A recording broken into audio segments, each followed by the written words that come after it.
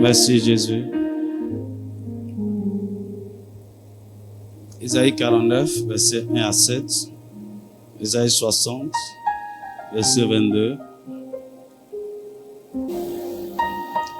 Écoutez-moi, peuple lointain, soyez attentifs. L'Éternel m'a appelé dès ma naissance. Il m'a nommé dès ma sortie des entrailles maternelles. Il a rendu ma bouche semblable à un glaive tranchant. Il m'a couvert de l'ombre de sa main. Il a fait de moi une flèche aiguë. Il m'a caché dans son carquois. Et il m'a dit, tu es mon serviteur Israël, en qui je me glorifie. Et moi, je dis, c'est en vain que j'ai travaillé. C'est pour le vide et le néant que j'ai consumé ma force. Mais mon droit est auprès de l'Éternel et ma récompense auprès de mon Dieu. Maintenant, l'Éternel parle, lui qui m'a formé dès ma naissance pour être son serviteur, pour ramener à lui Jacob et Israël encore dispersés. Car je suis honoré aux yeux de l'Éternel et mon Dieu est ma force. Il dit, c'est peu que tu sois mon serviteur pour relever les tribus de Jacob et pour ramener les restes d'Israël. Je t'établis pour être la lumière des nations, pour porter mon salut jusqu'aux extrémités de la terre. Ainsi parle l'Éternel, le Rédempteur, le Saint d'Israël, à celui qu'on méprise, qui est honoré au peuple, à l'esclave des puissants. Des rois se leveront et ils se lèveront. Des princes et ils se prosterneront. À cause de l'Éternel qui est fidèle, du Saint d'Israël qui t'a choisi. Isaïe 60, verset 22.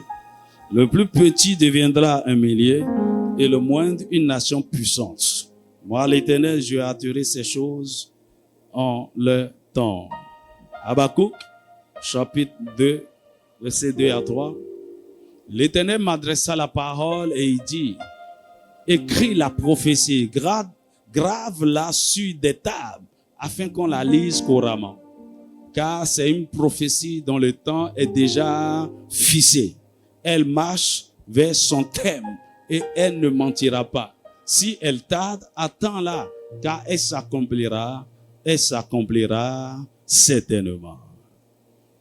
Osée chapitre 12, verset 11. J'ai parlé aux prophètes, j'ai multiplié les visions. Et par les prophètes, j'ai proposé des paraboles. Amen. Que Dieu bénisse sa parole. Tu peux t'asseoir dans sa présence. Parce que quand on lisait ces textes, on dit, mais quels sont ces textes étranges le pasteur lit aujourd'hui? Il veut nous parler de quoi? Amen. Il y a, depuis quelques jours, surtout après JB, un fardeau lourd dans mon cœur. Et je crois que j'ai exprimé une partie du fardeau avec les intercesseurs le vendredi. Et le Saint-Esprit m'a mis à cœur de parler de ce sujet. Je suis pas venu pour... C'est pas un message. Nous voulons parler de là où nous sommes. Nous voulons parler de la mission de l'Aigle. Nous voulons comprendre ce que nous sommes en train de faire. Parce que, vous savez, de plus en plus, je suis en train de monter et je me sens seul. Et je sens que je porte seul beaucoup de charges. Beaucoup de charges. Surtout la charge spirituelle, la charge ministérielle de la mission. Je ne veux pas dire même la charge émotionnelle, la charge organisationnelle. Tout ça, ça repose sur mon épaule.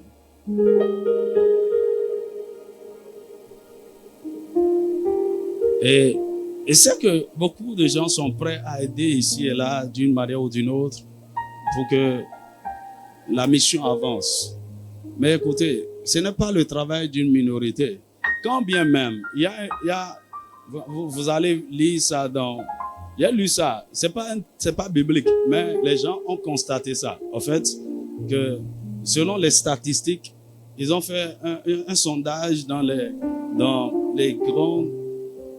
certaines grandes églises aux États-Unis, et ils ont dit, lorsque vous prenez une église, quelle que soit sa taille, quelle que soit son influence, il y a généralement moins de 20% de l'effectif qui fait tout ce que les gens voient.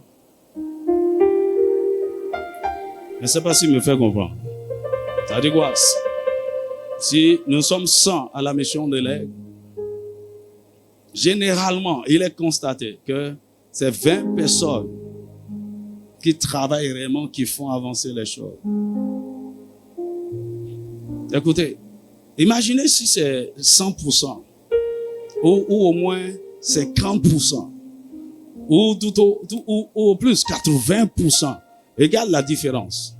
D'ailleurs, même quand on parle de finances, ok, il y a juste une minorité qui soutient. Le reste accompagne. Est-ce que parce que le reste est pauvre, le reste n'a pas les moyens? Non. C'est pas manque de révélation. Les gens ne comprennent pas. Parce que, tu vois, tout est lié à l'idée, la pensée, la vision que les gens ont de l'église. Il y a une mauvaise perception de l'église. Et quand les gens viennent à l'église, ils viennent avec leur mentalité bizarre là. Ok? Il y a beaucoup de gens pensent que, en fait, l'église, c'est un centre d'activité religieuse au nom de Jésus. Les gens se rassemblent au nom de Jésus pour des activités religieuses et pour avoir des solutions à leurs problèmes. Et à la tête de ce rassemblement, il y a un homme. Il se nomme pasteur, prophète ou quoi.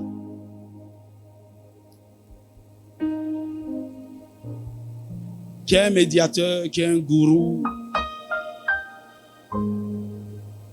C'est lui que Dieu utilise. Et nous, le reste là, on vient pour voir ce que son Dieu peut faire à travers lui pour nous. Mauvaise perception.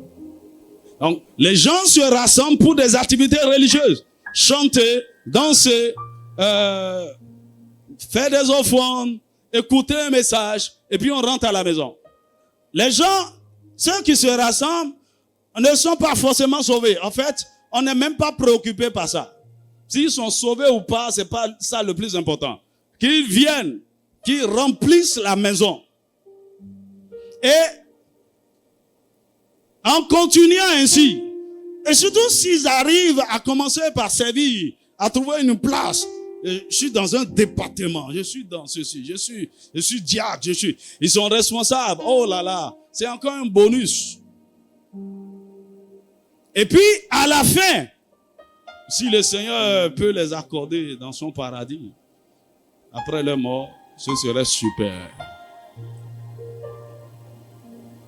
Église. Surtout, église évangélique. Tu vois, c'est un truc, quand on dit moi, ça, il y a une réaction en moi. Hein? Mon sang n'accepte pas ça. La perception que les gens ont de cette affaire. C'est pourquoi il y a beaucoup de gens qui viennent ici, ils sont choqués. Ils ne peuvent plus revenir. Il y a beaucoup de gens qui sont même choqués par moi. C'est-à-dire, ma façon de faire le ministère, mon leadership, mon administration. Il y a beaucoup de gens qui veulent que, tu vois, comme les pasteurs sont derrière les gens, on t'appeler, ça va, ma soeur, je ne t'ai pas vu à l'église, comment ça va? Et les enfants, tu as mangé, ta situation là, mon ami. Écoutez, hier nuit, je priais, le Seigneur m'a dit, l'onction qui est sur toi ne fait pas ça.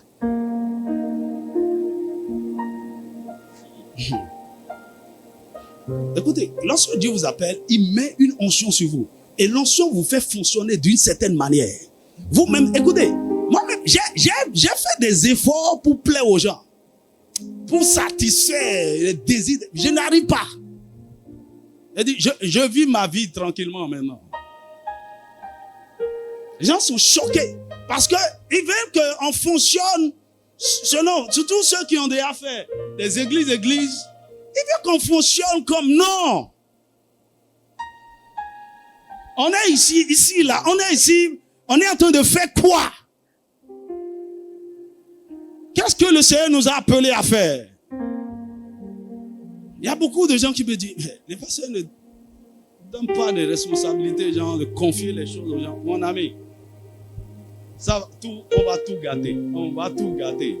Dans l'intention de de mettre tout le monde au travail, toi fais ceci, toi fais ceci. Parce qu'en fait, si vous n'avez pas la compréhension, vous n'avez pas la révélation, vous n'avez pas la vision de ce qu'on est en train de faire, tu vas croire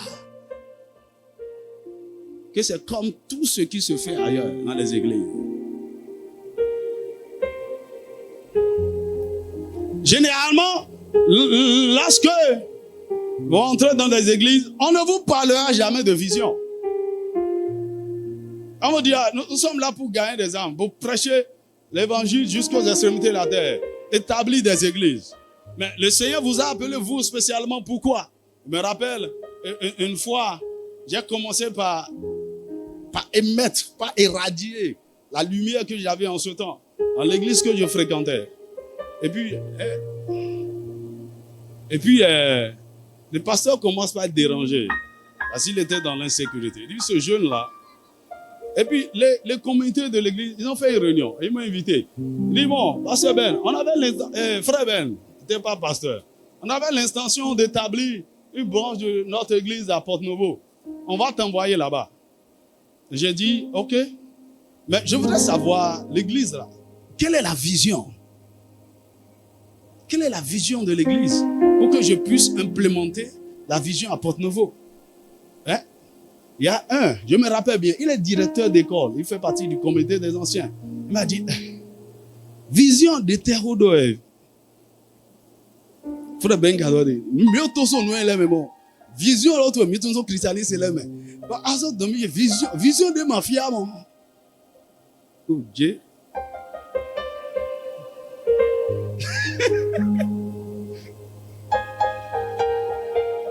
J'étais troublé. J'ai été malade sur plusieurs jours.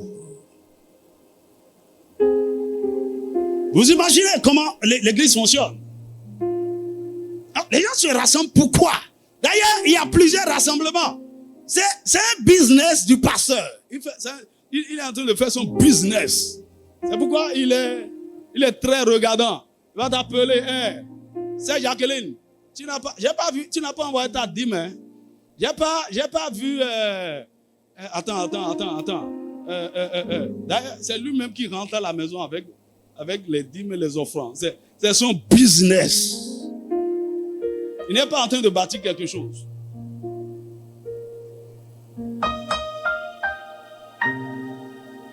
Et il a ces bons gars autour de lui, ces gars loyaux, fidèles. Et puis on est en train de...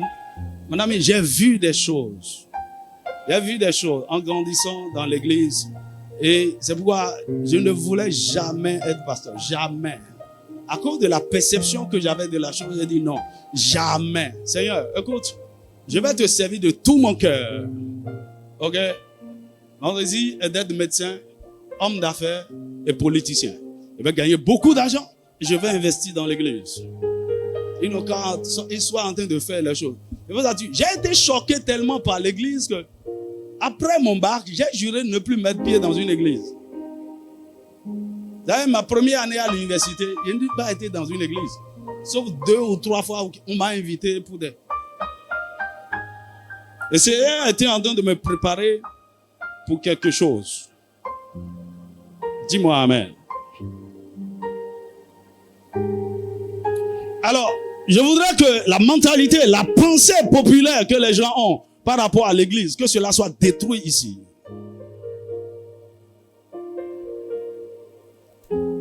Donc, on est là, le pasteur est là pour répondre aux besoins, pour prier pour les besoins des gens. Mon ami, ici, là, il n'y a même pas besoin de m'occuper personnellement de tes besoins. Si tu suis ce qu'on est en train de faire, tes besoins sont satisfaits naturellement.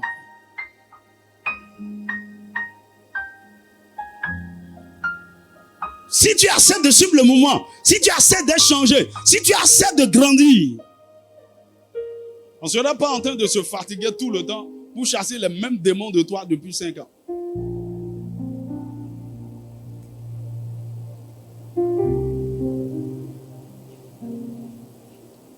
C'est vrai que le Seigneur donne différentes visions à différents ministères. Et il continue encore de susciter des ministères dans le corps. Ok?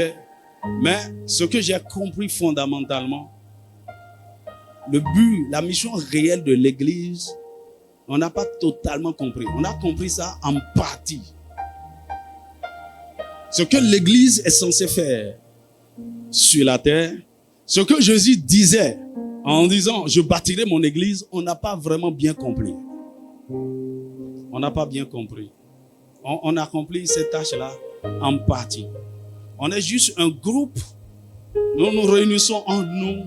Nous sommes contents entre nous. Nous réglons nos problèmes entre nous. C'est devenu un club social. On fête nos anniversaires. On a des actions de grâce. On célèbre nos mariages. Voilà, on célèbre nos promotions. Quelqu'un a trouvé boulot. Mon fils a trouvé bourse. Il a voyagé. Et puis on est là. Mais en fait, on est fermé par rapport à la société. On fait tout au milieu de nous là, attendant que Jésus vienne. Ok, qu'il vienne nous chercher et qu'on aille au ciel. Parce qu'il y a trop de problèmes dans le monde. Parce que nous n'avons pas compris que nous sommes en réalité la solution pour les problèmes de ce monde-là. Tu vois, un jour, ma pensée n'était pas encore mûre par rapport à toutes ces choses. Et l'église que je fréquentais, quand on quittait l'église le dimanche, je ne rentrais pas chez moi. Le pasteur avait 2 jeunes, un peu de mon âge. Et quand on finissait le culte, je les suivais pour aller chez eux. Chez le pasteur. On discute par rapport au message. On parle de beaucoup de choses. Le pasteur même participe. Et c'est totalement le soir, je rentre à la maison. Un jour, j'ai posé la question au pasteur. J'ai dit, mais attends, ce qui se passe dans le monde, ce qui se passe dans notre nation, est-ce que l'église ne peut pas faire quelque chose? Est-ce qu'on ne peut pas changer les choses? Il dit, mon frère, on n'est pas appelé pour ça. Tu n'as pas compris. La Bible dit, nous ne sommes pas du monde. Nous sommes hors. C'est pourquoi il nous a appelés hors du monde. Et le monde ira du mal en pire. Rien ne changera. La seule chose, c'est que Jésus vienne vite pour nous prendre. Hein?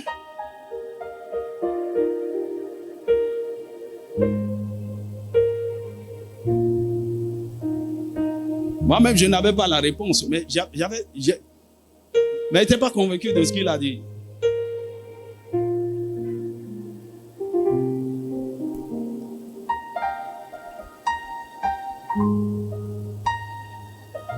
Pourquoi on est ici? Pourquoi on vient ici?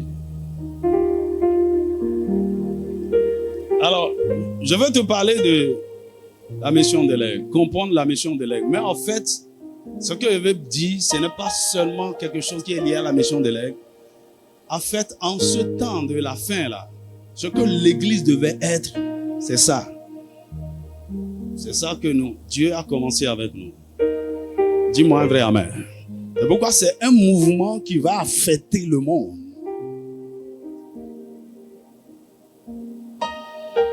Tu vois, qu'est-ce qui fait le succès des églises? On a une grande audience. Il y a la foule qui nous suit. On a de beaux bâtiments. On a l'argent. Alors, nous avons réussi.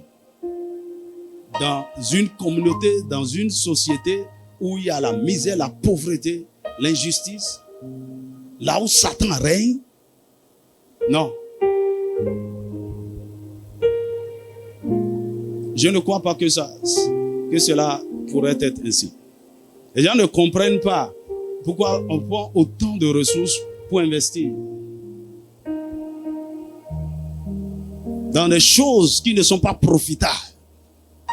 Un père m'a dit, utilise l'argent là pour bâtir une bonne église. Rends ta vie confortable. Bâtis-toi une maison. Prends une voiture. Oh. En fait, même si je veux, je ne peux pas. En fait, je suis paramétré autrement. Tu ne peux pas comprendre.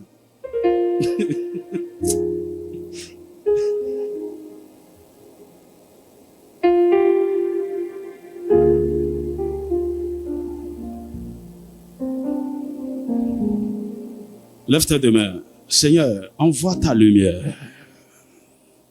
Nous prions, alors que je parle de ces choses, envoie ta lumière. Éclaire ton peuple, éclaire ton église. Parce que tu es en train d'allumer un feu ici qui va embraser le monde. C'est vrai, beaucoup sont en train de marcher déjà dans cette réalité. Mais Père, tu as suscité ce mouvement. Seigneur, c'est pourquoi je prie que ceux-là que tu m'as donnés, ils sont maintenant là autour de moi, qui doivent porter cette vision. Seigneur, éclaire-les. Que nous rentrons dans la même compréhension. Dans le nom de Jésus. Afin qu'ils soient des soutiens, des appuis par lesquels nous allons faire de grandes choses. Seigneur, envoie ta lumière. Seigneur, envoie ta lumière. Mauvaise perception de l'Église. Alors, qu'est-ce que Jésus disait quand il a dit « Je bâtirai mon Église » ? Donnez-moi Matthieu chapitre 16, verset 13 à 18. Matthieu chapitre 16, verset 13 à 18. Seigneur, envoie ta lumière. Envoie ta lumière. Envoie ta lumière.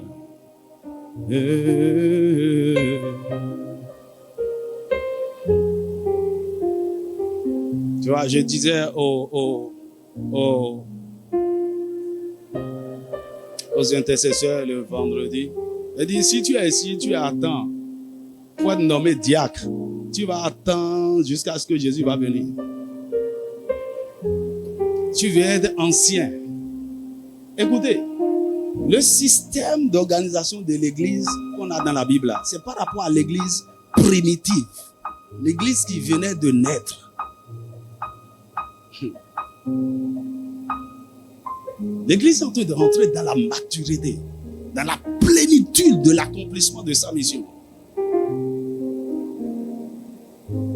C'est pourquoi vous n'allez pas voir un même système de gouvernance dans les églises. Chacun procède selon sa révélation. J'ai étudié l'ecclésiologie en théologie.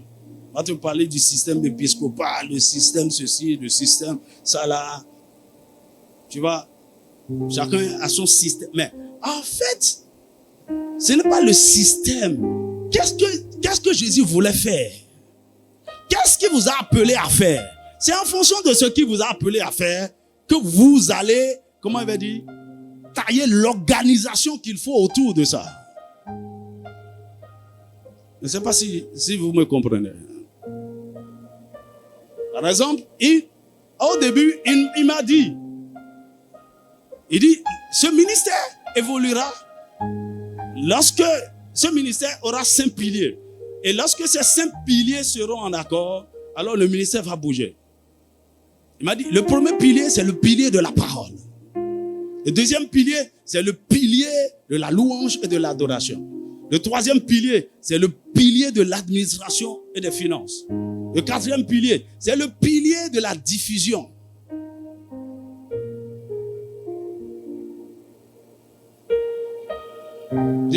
Tu sais ce que je mets dans diffusion? Tout ce qui est diffusion. Page imprimée, diffusion à travers Internet, diffusion. Le quatrième pilier, c'est le pilier des médias.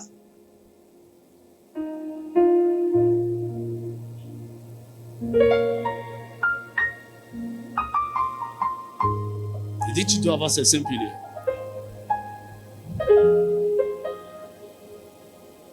Donc, en fonction de ce qu'il nous a appelé à faire, il sait ce qui doit porter la chose. Donnez-moi le texte, Matthieu chapitre 16.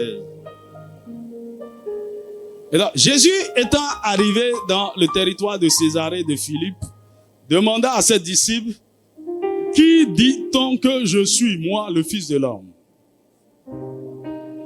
Il répondit, les uns disent que tu es Jean-Baptiste, les autres Élie, les autres Jérémie ou l'un des prophètes. Et vous, leur dit-il, qui dites-vous que je suis? Simon-Pierre répondit, tu es le Christ, le Fils du Dieu vivant. Tu es le Christ, le Fils du Dieu vivant. Le Christ, c'est le roi oint. Maintenant, Fils de Dieu. Alors, ce que Jésus va dire après, c'est lié à cette réponse. Jésus, reprenant la parole, lui dit, tu es heureux Simon-Pierre, Simon fils de Jonas, car ce ne sont pas la chair et le sang qui t'ont révélé cela, mais c'est mon Père qui est dans les cieux. Il dit, et moi, je te dis que tu es Pierre, et que sur cette pierre, non pas sur Pierre, pas Pierre. L'église n'a pas été bâtie sur Pierre. Il dit sur cette pierre. Donc, sur cette révélation que tu as eue du fait que je suis le roi oint et je suis fils de Dieu. Donc, je représente un royaume céleste sur la terre. Je représente mon fils sur la terre et je suis un roi oint. Il dit, sur la base de cette révélation, je bâtirai mon église et que les portes du séjour des morts ne prévaudront point contre elle. Je bâtirai mon église. Le mot utilisé là, c'est le mot ecclésia. Dis avec moi ecclésia. C'est le mot grec ecclésia. Je veux dire ceux qui sont appelés hors du monde. Mais la signification que ça a, ce n'est pas ce qu'on a toujours pensé. Nous sommes appelés hors du monde. Jésus nous a sauvés. Ok, il nous a appelés pour que nous constituions son ecclésia. Ok, pour que voilà, nous nous retrouvons en nous et après nous irons au ciel. Non, il a dit je bâtirai mon ecclésia. Pourquoi? Là où il était, il y avait déjà un ecclésia. Donc, il disait, moi-même, je bâtirai mon ecclésia. Parce que c'est un thème grec que les Romains utilisaient pour leur administration, pour leur sénat. Alors, lorsque vous retournez au verset 13, beaucoup de gens sont distraits. Suivez-moi.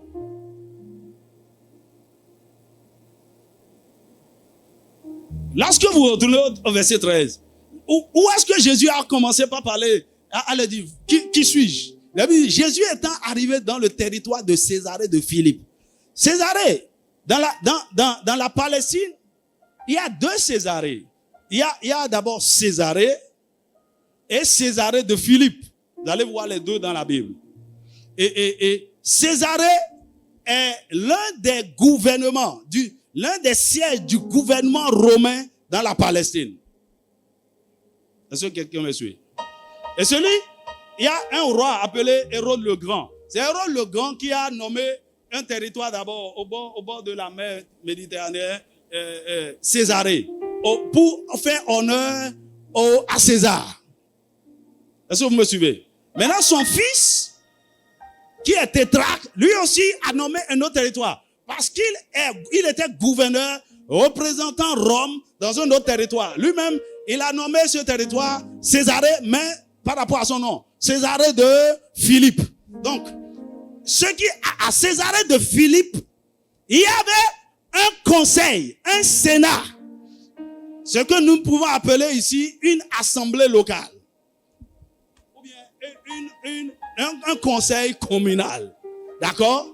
Désigné par César, mais choisi au milieu du peuple. Je ne sais pas si vous me suivez. Ces gens-là sont choisis au milieu du peuple. Et lorsqu'ils se rassemblent, ils constituent le Sénat, le conseil de César, l'ecclésia de César. Et leur responsabilité, c'est de recevoir les ordres, les instructions, les pensées, la politique de César et de les implémenter sur le territoire local. C'est-à-dire, ils sont là. Le mot église est un mot politique. Dis-moi un vrai amen. L'église, c'est un mot politique. Un pasteur ne doit pas faire la politique. Mon ami, je suis politicien. Je suis en train de faire de la politique. Parce que nous sommes en train de nous occuper de la gestion de la cité. Du bien-être. Du béné en tout cas pour le moment. Tout ce qui concerne, je vous disais le dimanche qu'on n'a même pas besoin d'avoir le pouvoir politique pour changer cette nation. Et vous allez voir tout ce qui va commencer bientôt. Nous voulons redonner à l'Église sa dignité et sa place. Donc ce Sénat, non seulement en fonction de ce que César dit depuis Rome, ils ont un cahier de charge. Mais eux aussi, ils examinent les problèmes de l'environnement, du territoire dans lequel ils vivent et dans leur conseil, ils décident. Qu'est-ce que nous allons faire par rapport à l'éducation? Qu'est-ce que nous allons faire par rapport à l'assainissement, par rapport à l'eau, par rapport à la santé, par rapport... Ils décident du bien-être de la communauté.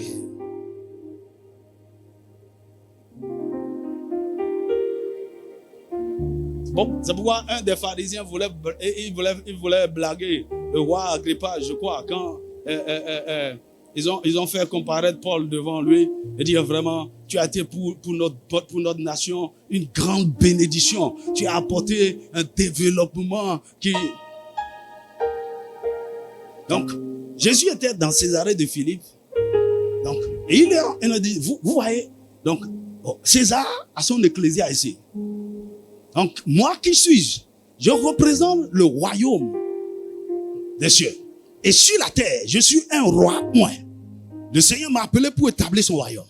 Et je suis fils de Dieu. Donc, partageant sa nature, sa vie. Et donc, je le représente pleinement sur la terre. C'est pourquoi, écoute-moi, il n'y a que des fils qui peuvent faire partie de son Sénat et qui peuvent vraiment implémenter les désirs du roi sur la terre. Il dit, tu es le Christ, le Fils du Dieu vivant. Et Pierre, tu as bien répondu. Je représente Dieu sur la terre. Je suis là pour étendre son royaume. Et sur la base de ce que tu viens de dire, moi-même, je vais établir mon ecclésia. Dis-moi amen. Et mon ecclésia là ne sera pas limité à Jérusalem, ne sera pas limité à Judée. Mon ecclésia va se reproduire partout dans le monde et ils vont changer le monde pour moi selon ce qu'ils auraient reçu de mon Père. Quand ils vont regarder les ténèbres de leur territoire, ils vont présenter la situation. Ils disent voici, on a tel, roi, on a besoin de tel. Tu vois, c'est comme les gouverneurs. Par exemple, quand la France nous colonisait, le gouverneur de la France était établi à Porto-Novo. Et il était là pour régler les problèmes du Dahomey. Et en fonction de la politique de la France et des ressources et des instructions qu'il reçoit, il agit ici sur le territoire pour faire en sorte que le Dahomey soit une représentation de la France. Dis-moi amen. Alors c'est pourquoi vous allez voir, ils ont tracé la Porto-Novo ancienne là, comme ils avaient tracé Paris. À Paris avant, les rues étaient comme ça. Porto-Novo ancien là, les rues comme ça. Avec des bâtiments, avec l'architecture coloniale venant de la France. Donc, ils ont amené l'éducation, la santé et tout. Dis-moi amen. Donc, Jésus ne disait pas, je vais bâtir mon ecclésia, c'est que vous allez prêcher la bonne nouvelle et quand les gens seront sauvés, vous allez vous rassembler dans les bâtiments et puis je vais vous bénir, vous allez vous marier, vous allez m'attendre là et je vais venir vous chercher. C'est pas ça. Nous sommes là pour transformer le monde. C'est pourquoi il dit, vous êtes la lumière du monde. Le sel de la terre, de toute la terre.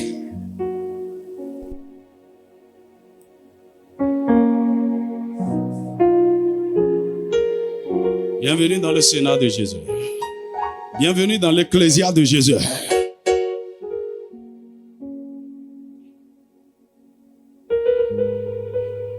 On est passé longtemps à côté. Longtemps.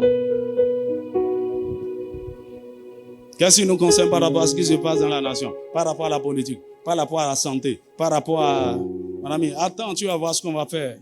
La dernière fois, je marchais derrière Chic là. Je dis, Seigneur. Bon, j'espère que ceci apportera vraiment les solutions qu'il faut aux problèmes de santé, à nos problèmes de santé. Est-ce que tout le monde aura accès à ça? Seigneur, par ta grâce, aide-nous et donne-nous les moyens pour apporter des solutions de santé adéquates. On peut bénir nous. Mon ami, c'est pourquoi vous avez besoin de beaucoup d'argent. Les gens ne comprennent pas. Écoutez, que vous le veuillez ou pas, que vous soyez jaloux, que vous ne soyez pas d'accord, que mon ami, le Seigneur va me donner beaucoup d'argent. Le problème, c'est parce que, écoutez, dans le royaume, personne n'est propriétaire.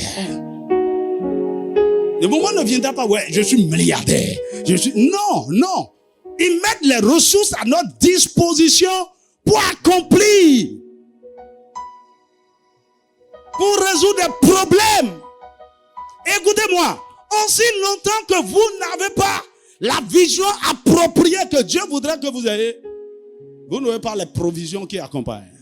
C'est pourquoi l'église est restée longtemps pauvre.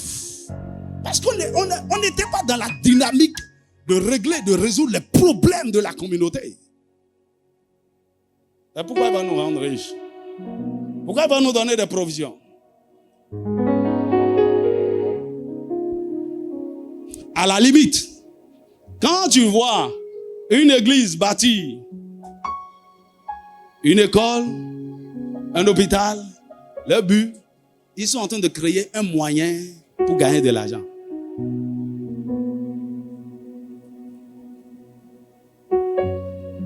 C'est ça, hein?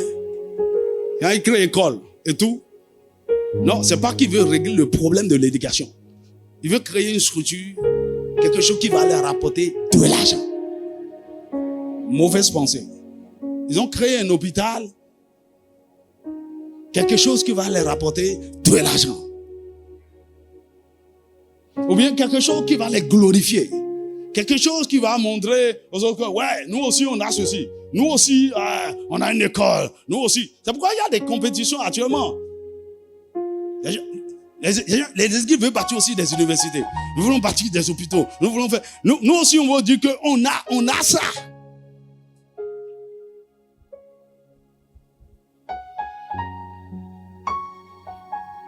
Tu n'as aucune idée de ce qui est dans ma tête là. Nous allons bâtir des hôpitaux les plus sophistiqués, où les gens auront accès aux soins les meilleurs, au moindre coût, pour ne pas dire gratuitement. Nous allons bâtir les meilleures écoles. Nous sommes là pour régler les problèmes. Et maintenant, le premier problème de toutes les nations, c'est un problème spirituel. Alors, si vous attaquez les problèmes sociaux là, sans attaquer la fondation, vous perdez votre temps. Ça ne produira rien. Et c'est là que l'église est la seule institution qui peut transformer les nations. Parce que toutes les nations sont en captivité. Les fondations sont mauvaises. Les alliances, les hôtels, les portes sur lesquelles nos nations sont établies sont sataniques, sont des ténèbres. Et il faut les fils de Dieu pour apporter la lumière, pour changer ça.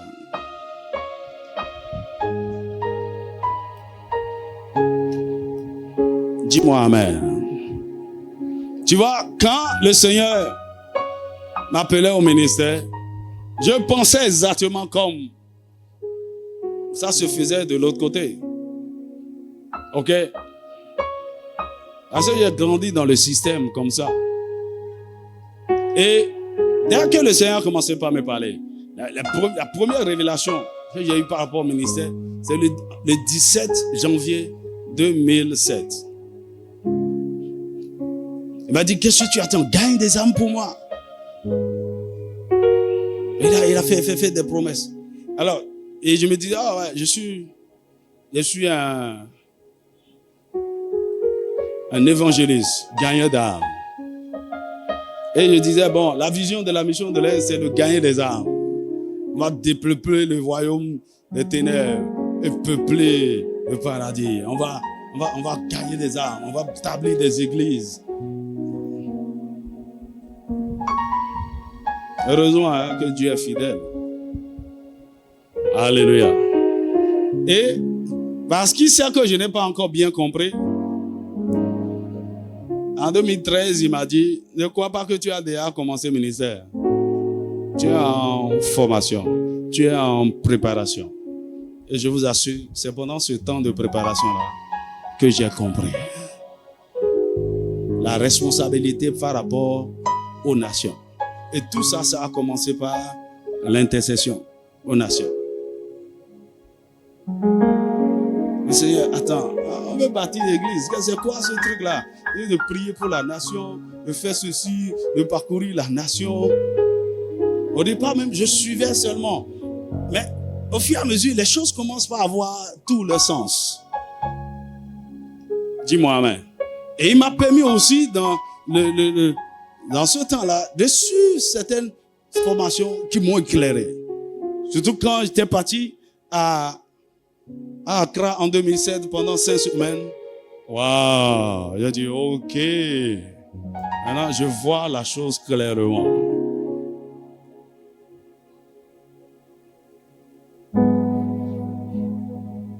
Donc, écoutez, je vois la chose clairement. Hein. Mais le problème, est-ce que tu vois? Beaucoup de gens ne voient pas. Et je ne veux pas que tu suives seulement.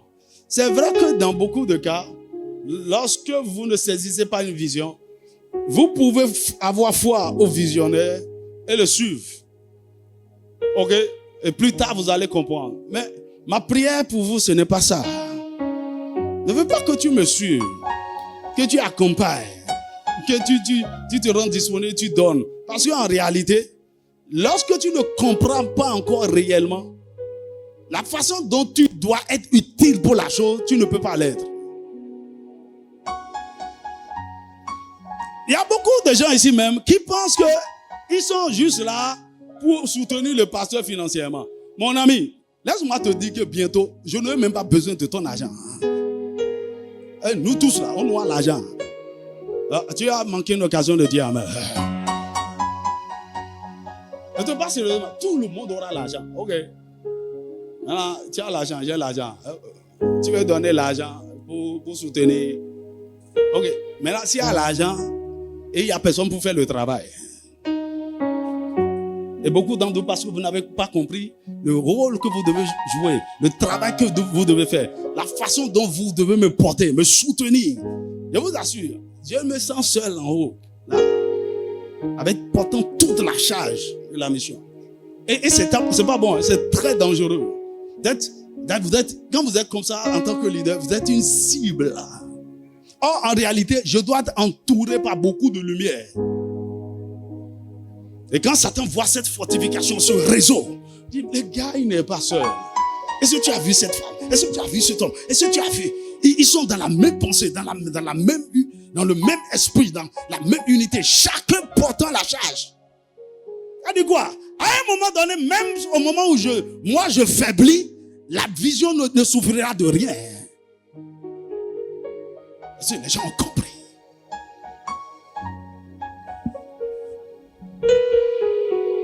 Le travail que tu vas faire, mais d'abord sur toi, pour être transformé, pour être qualifié, pour être l'instrument qu'il faut, pour porter la vision. Mon ami, il ne s'agit pas d'une église. Nous sommes en train de parler des nations ici.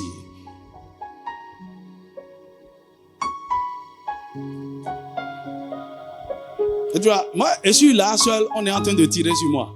Viens ensemble, on va recevoir des coups ensemble.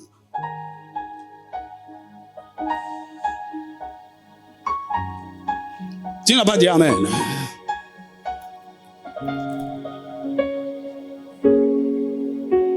Il dit non, passons un visionnaire, où est donc que nous le soutient seulement.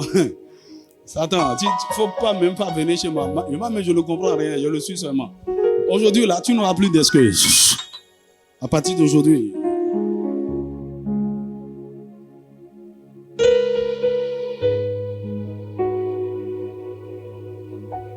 C'est-à-dire, JRB l'année prochaine, il y aura au moins 3 différentes nations africaines. Et il me l'a dit, à la 10e édition, assure-toi qu'il y a plus de 10 nations africaines. Seigneur, qu'est-ce que tu es en train de faire? Et là, il m'a dit, j'ai suscité cet autel pour la rédemption et la restauration de la dignité de l'Afrique.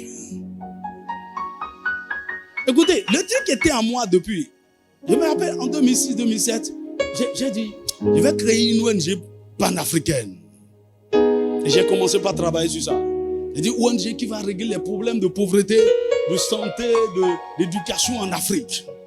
Et puis, j'étais entré dans les réseaux de recherche de financement de l'Union européenne. J'avais compris beaucoup de choses, de comment les gens montent les projets pour gagner de financement pour les projets sociaux. Et j'aidais même d'autres ONG à monter les dossiers. Je dis, parce que dans ma tête, il faut qu'on trouve des ressources. Ok? De ceux qui nous maintiennent en captivité. C'est-à-dire, en partie de ceux qui nous maintiennent en captivité. Il faut qu'ils nous donnent de l'argent pour qu'on se développe. Mais quel est ce mensonge-là? À un moment donné, j'étais devenu amer, aigri.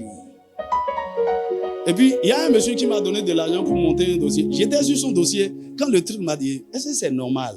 Est-ce que tu sais qui tu es? Tu es en train de demander de l'argent. Lui, il a une ONG avec un centre de santé. Il voulait monter. Et d'ailleurs, sur son dossier-là, il me poussait à mentir. Parce qu'il fallait présenter le rapport de ses activités sur 3 ans. Il n'avait aucune activité. Et je mentais avec des bilans qui n'existaient pas. Et puis je l'ai appelé. Il a dit non, je ne veux plus faire. Il a dit comment tu as pris l'engagement, le truc reste 3 jours, il faut qu'on dépose les deux. Il a dit je ne veux plus faire. On ne va plus faire ça. D'ailleurs, on ne va plus faire. Nous-mêmes, on va générer le financement. Fais le truc.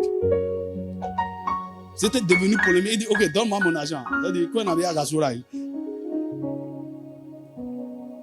Il y avait quelque chose. Mais écoute-moi, laisse-moi te dire que bientôt, on ira transformer beaucoup de nations en Europe, aux États-Unis, en Asie. Et des ressources viendront d'ici. Chercher de l'aide ou chercher de financement.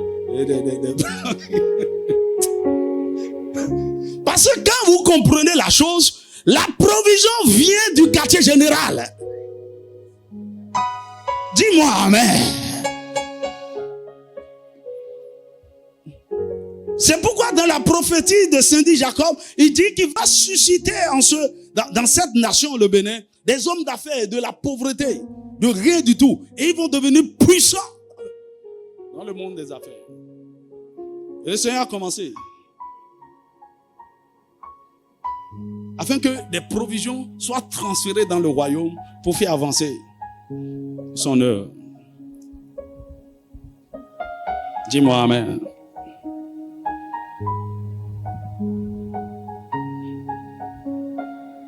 Alors, au fur et à mesure, j'ai commencé par recevoir la lumière. Et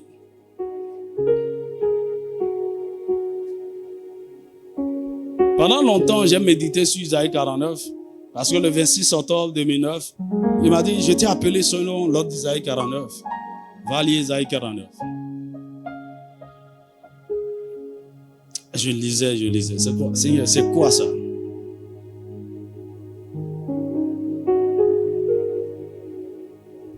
C'était trop bizarre, c'était trop mystérieux.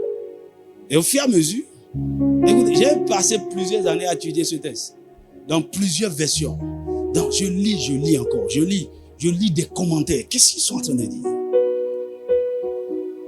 Et le Saint-Esprit a commencé par ouvrir mes yeux maintenant. Et j'ai commencé par comprendre. Et c'est à partir de là que j'ai commencé par décrire la mission de l'aigle. Dis-moi amen. On a écrit quelque chose là. Je suis sûr que vous ne prenez même pas le temps pour lire, pour méditer et pour comprendre. Amen. On va lire ce texte qui décrit la mission de l'aigle ensemble. Alors tout d'abord, il a donné non seulement la vision, il a donné le nom de la mission, il a donné l'emblème. Ok? Il n'a rien inventé. Il dit la mission de l'aigle. L'emblème, il a donné. Tu vois, le globe terrestre en feu, avec la pyramide. J'ai expliqué ça ici plusieurs fois. Après, il a donné la devise. Il dit, voici la devise de la mission. Et au fur et à mesure, j'ai commencé par écrire. Et voici ceci, ça résume. C'est ce qu'il y a écrit là. Ok? Dit que la mission de l'air est un bataillon de la grande armée de Dieu.